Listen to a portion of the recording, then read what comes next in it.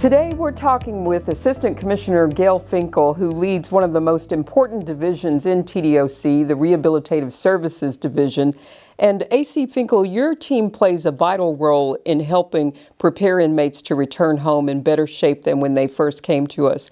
So let's talk about how that work happens.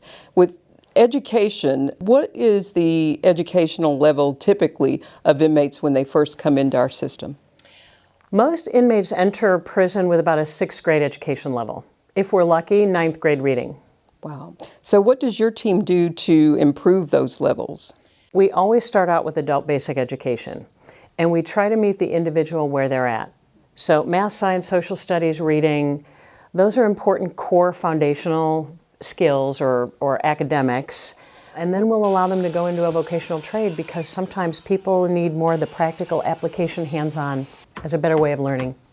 What successes have you seen so far or recently when it comes to ABE and basic educational attainment? Really where we're seeing tremendous success is in technical education and vocational trades. It's pretty broad, the array of programming that we offer, from carpentry and welding to animal training, culinary, and even barbering.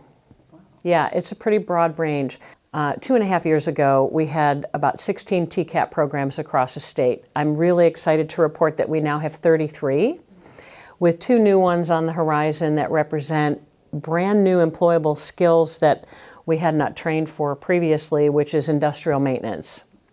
Why is vocational education in a prison setting so important? 2 years ago, we showed 850 individuals earned their certificate in a vocational trade. This year we're on track to hit almost 1,400. So we're very excited about that.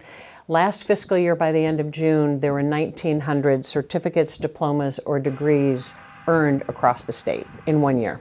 And so the men and women who earn those certificates can take them when they're released and... That's right. Yeah, those certificates will translate to true employable skills and real job opportunities on the outside. And a livable wage in most cases? That's right, and a livable wage, especially in programs like the industrial maintenance. Okay. So you touched a little bit on TCAT. Talk about some of the community partnerships that you have with higher education institutions as well, and other community partners who help make this happen. Well, in addition to TCAT, so we work with 12 colleges or universities across the state. And that has grown over the last few years as well. And 2 years ago, we had the first ever bachelor's degree graduation from an HBCU in prison. Yeah, so we're very proud of that. In addition to the colleges and universities, we work very closely with THEI, who provides those wraparound services to help them. But we also have forged a very strong relationship with the Tennessee Board of Regents, TBR. They have brought not only digital programming to all of the offenders in the community and to the inmates in prison, we're adding new programs with their partnership with TCAT, and they're actually providing some of that funding.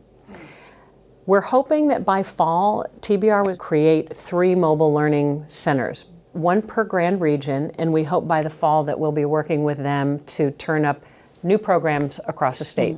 That's where tablets have come in. Tablets, what a game changer. To date, since day 1, we've had over 2.7 million program completions and just over 265,000 certificates earned by the inmate population. So not only does tablets provide that programming, it's also going to provide them programming that can transition them into the community and remain actively involved with TCAT.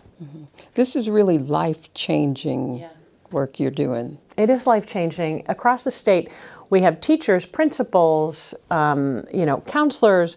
There's so many people that are working hard to ensure the success of these rehabilitative efforts that it does take a village, it takes a team.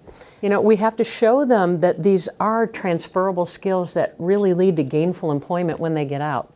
The more we can paint the picture of the opportunities on the outside, the more enthused and excited they are at actually putting in the work and doing the programming.